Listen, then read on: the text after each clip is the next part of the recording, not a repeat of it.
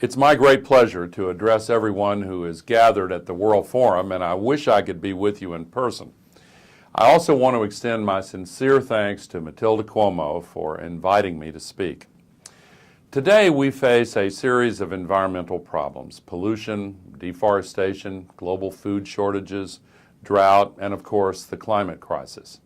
Sadly, those whose lives will be defined in the future by these crises are too young to speak for themselves.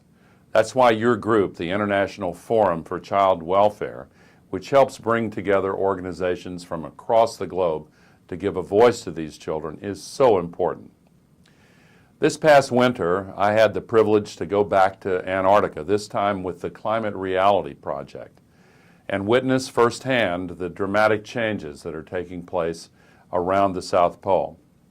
While it can feel remote to stand on the Antarctic continent and look across its barren glaciers, scientists tell us that the changes in Antarctica are far from isolated. As glaciers and ice sheets at both poles continue to melt, global sea levels are beginning to rise at a now ever-increasing rate. Partway through this century, many say that global sea levels are going to rise a great deal, and by century's end, by well over a meter. The ocean's rise will cause profound changes, redrawing the maps of the world and shifting populations. From the millions living on the Ganges Delta, to the people living on low-lying Pacific islands, to coastal city dwellers in many places around the world.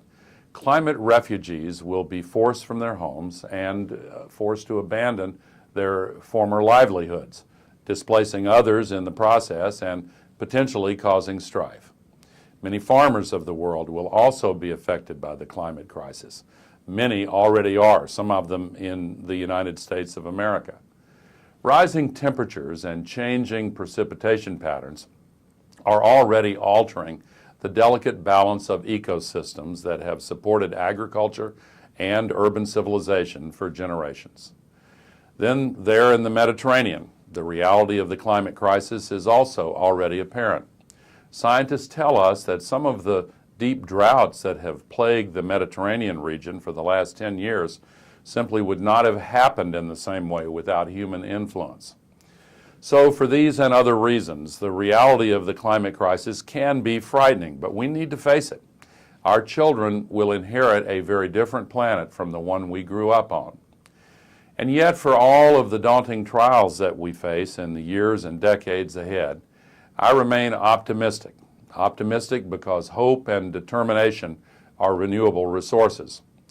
I remember when I was 13 years old and John F. Kennedy challenged our nation to put a man on the moon and bring him back safely within 10 years.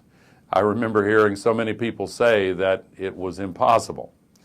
Well, 8 years and 2 months later, Neil Armstrong and Buzz Aldrin set foot on the surface of the moon. And as they did so, cheers erupted from NASA's Mission Control Center in Houston, Texas. You know, the average age of the systems engineers in mission control that day was 26. That means that 8 years previously, those same engineers were 18 years old when they listened to their president issue a challenge to the nation. Now the young people of today have an opportunity to answer a different challenge, a challenge of global scale. Because of the work that you do, those children have a better chance to succeed. Renewable energy systems, particularly photovoltaics, are coming down in price very rapidly. There are lots of reasons for hope and confidence that we can solve this crisis. The only thing we really need that we don't already have is political will. But political will is also a renewable resource. So thank you again for the opportunity to speak. I wish you great success at this year's conference in Naples as the meeting finally returns to Italy after 21 years.